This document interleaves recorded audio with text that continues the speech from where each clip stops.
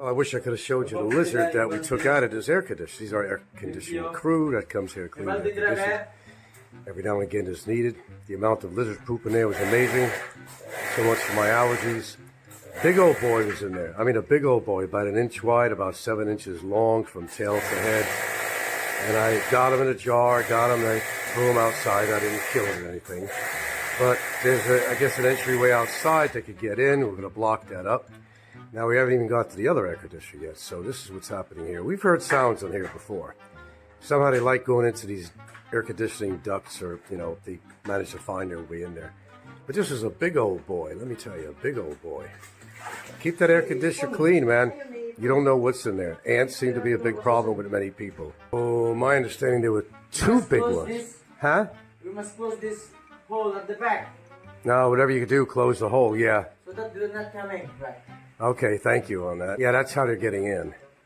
A lot of people's air conditioners are not really sealed, especially a lot of the window-mounted ones.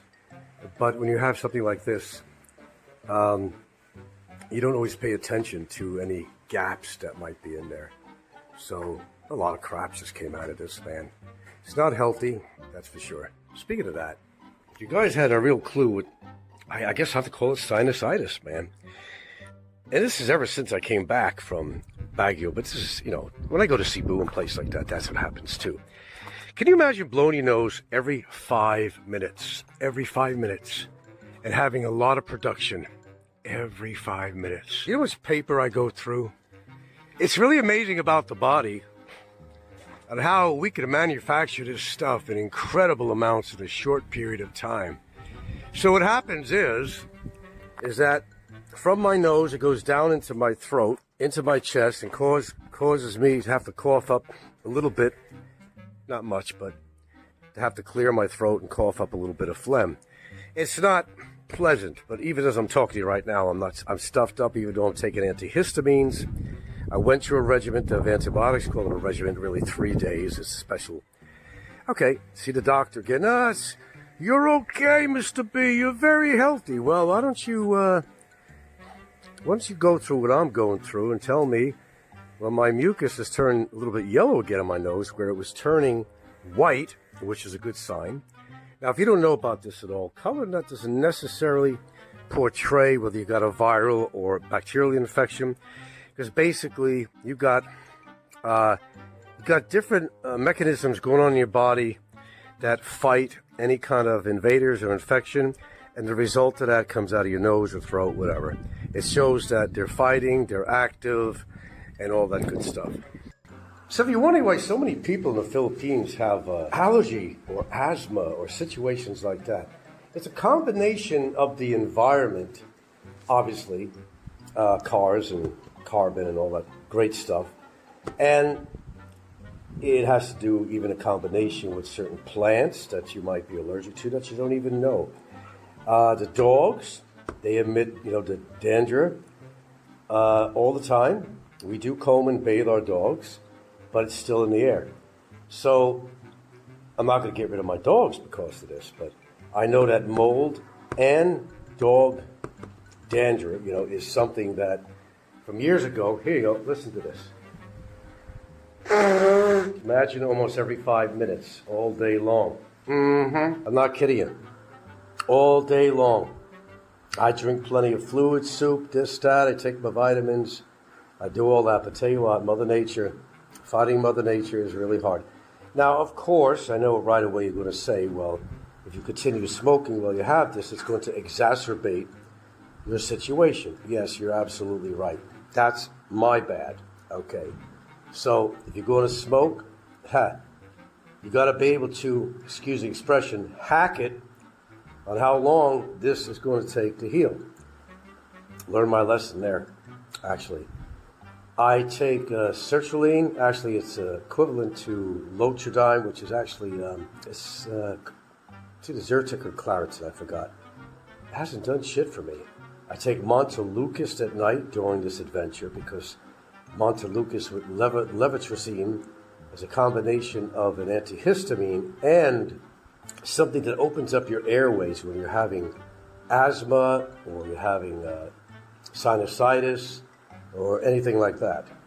So even that is not a great remedy. I could sleep at night, but the minute I get up and perform any activity, just walking around, I'm not far from the bathroom. I'm grabbing tissue. I'm blowing my nose. I'm clearing my throat. I'm drinking hot tea.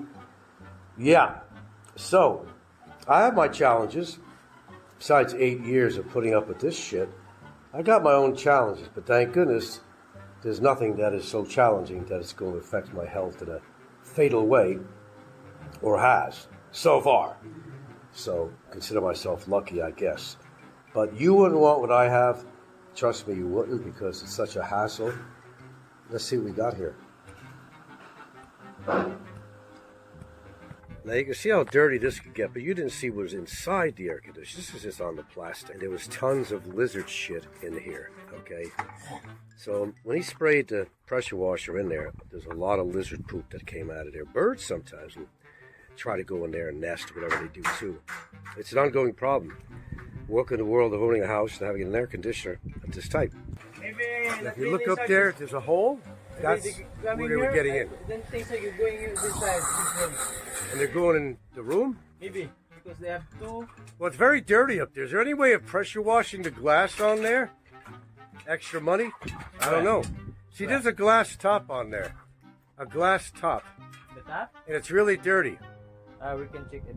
All right, let me see if I can find the styrofoam. So we're going to close that hole with some styrofoam. That's what we could at least certainly do for now.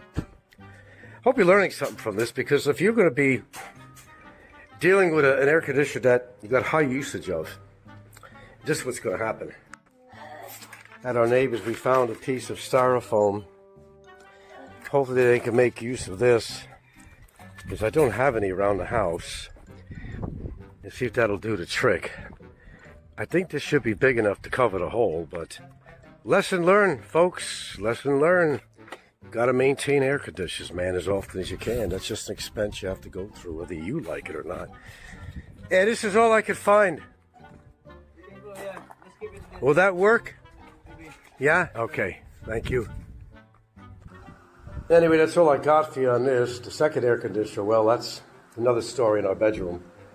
Hopefully it's not as bad as this. Now, there are filters on top of the air conditioners, kind of a meshing, that catches dust and stuff, and we always clean that off. But it's the stuff that gets inside the air conditioner. Now, if you have any outlets from outside, that anything from birds, lizards, even snakes, whatever, could somehow get their way in there. Ants, biggest problem around here. I'm surprised it's not loaded with ants, to be quite honest with you. But the ants get into your electronics. Oh, man, they get into my laptop. They get into my control box for the CCTV camera. There's a whole shitload of ants underneath there I killed. So ants are a big problem out here. And they will short out light switches. We've had that problem for years, no matter where we lived out here. And you're not going to get rid of them. They outnumber us. All you can try to do is control them before they multiply. You know what I mean? Like an ugly mole or something. Anyway, thanks for listening, guys.